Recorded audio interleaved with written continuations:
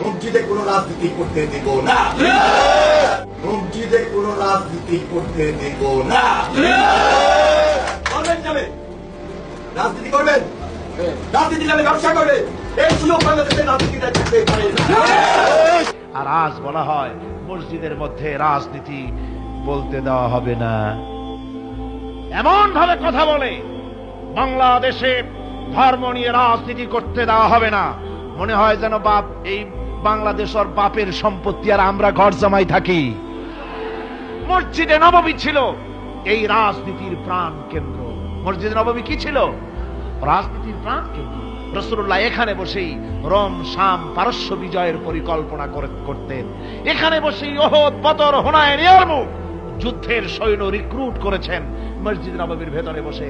এখানে বসে রাষ্ট্রদূতদের সঙ্গে সাক্ষাৎ প্রদান করেছেন, বিচার ফয়সালা করেছেন মসজিদের মধ্যে। আর আজ বলা হয় মসজিদের মধ্যে রাজনীতি বলতে দেওয়া হবে না।